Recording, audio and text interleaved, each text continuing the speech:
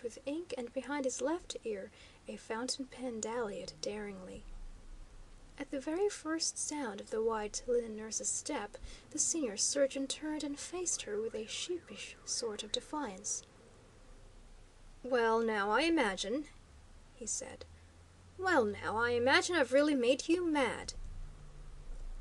"No, not mad, sir," faltered the white linen nurse. "No, not mad, sir, but very far from well." Coaxingly, with a perfectly futile hand, she tried to lure one astonished yellow songster back from a swaying yellow bush. "Why, they'll die, sir," she protested. "Savage cats will get them." "It's a choice of their lives or mine," said the senior surgeon tersely. "Yes, sir," droned the white linen nurse. Quite snappishly, the senior surgeon turned upon her. "For heaven's sake, do you think canary birds are more valuable than I am?" he demanded stentoriously. Most disconcertingly before his glowering eyes, a great sad round tear rolled suddenly down the white linen nurse's flushed cheek. "No, not more valuable," conceded the white linen nurse, "but more cunning."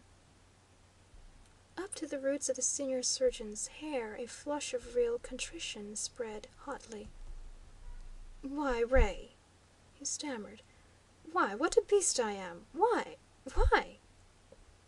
In sincere perplexity he began to rack his brains for some adequate excuse, some adequate explanation.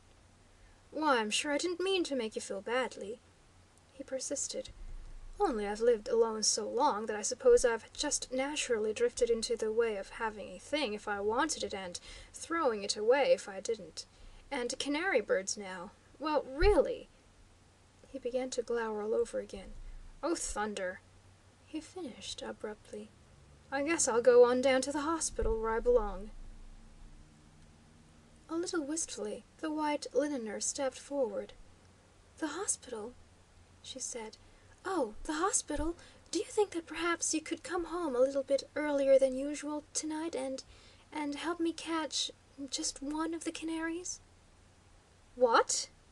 gasped the senior surgeon.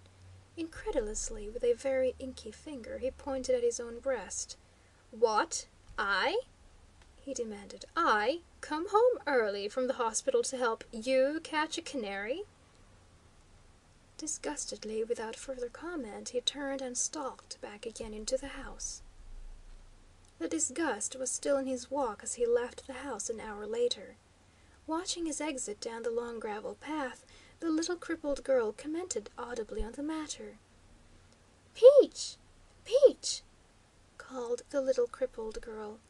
"What makes Fat Father walk so surprised?" People at the hospital also commented upon him. "Gee!" giggled the new nurses. "We bet he's a Tartar, but isn't his hair cute? And say," gossiped the new nurses, "is it really true that the Malgregor girl was pinned down perfectly helpless under the car, and he wouldn't let her out till she had promised to marry him? Isn't it awful? Isn't it romantic?" "Why, Dr. Faber's back," fluttered the senior nurses. "Isn't he wonderful? Isn't he beautiful? But oh, say," they worried, "what do you suppose Ray ever finds to talk with him about? Would she ever dare talk things to him? Just plain everyday things. Hats and going to the theatre and what to have for breakfast." "Breakfast?" they gasped. "Why, yes, of course," they reasoned more sanely. "Steak, eggs, even oatmeal.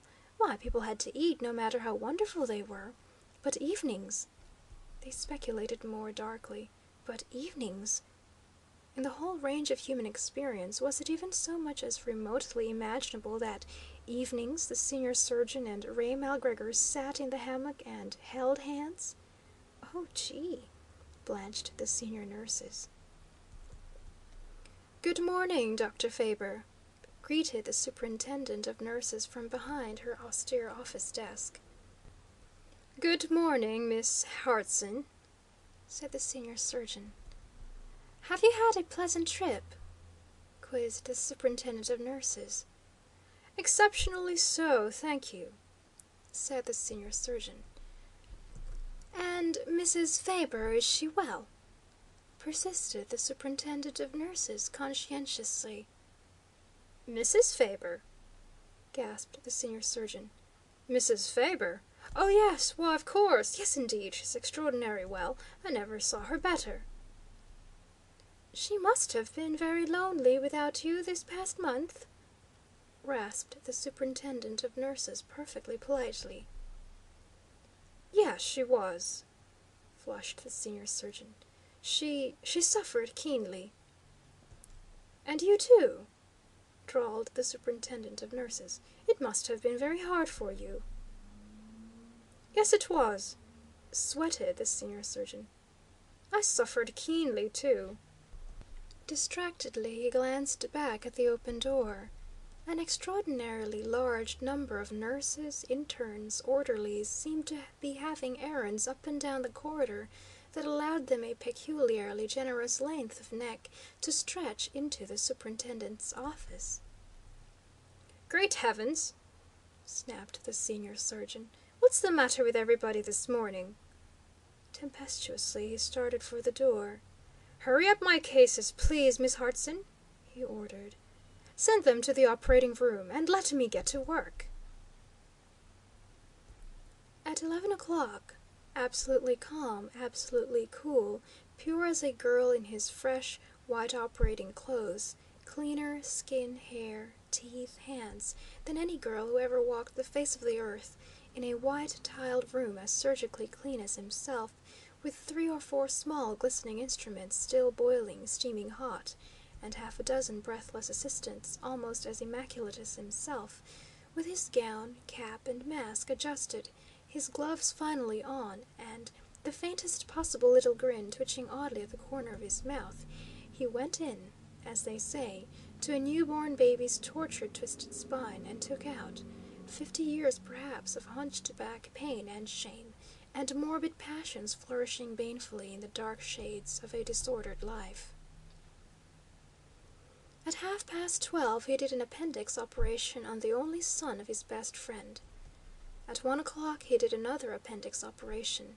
Whom it was on didn't matter. It couldn't have been worse on anyone. At 1:30 no one remembered to feed him. At 2, in another man's operation, he saw the richest merchant in the city go wafted out into eternity on the fumes of ether taken for the lancing of a sty. At 3 o'clock, passing the open door of one of the public waiting rooms, an Italian peasant woman rushed out and spat in his face because her tubercular daughter had just died at the sanitarium where the senior surgeon's money had sent her. Only in this one wild, defiling moment did the lust for alcohol surge up in him again, surge clamorously, brutally, absolutely mercilessly, as though in all the known pleasance of the world only interminable raw whiskey was hot enough to cauterize a polluted consciousness. At 3:30, as soon as he could change his clothes again, he rebroke and reset an acrobat's priceless leg. At 5 o'clock, more to rest himself than anything else, he went up to the autopsy amphitheater to look over an exhibit of enlarged hearts, whose troubles were permanently over. At 6 o'clock, just as he was leaving the great building, with all its harrowing sights, sounds, and smells, a peremptory telephone call from one of the younger surgeons of the city summoned him back into the stuffy office again. "Dr. Faber?"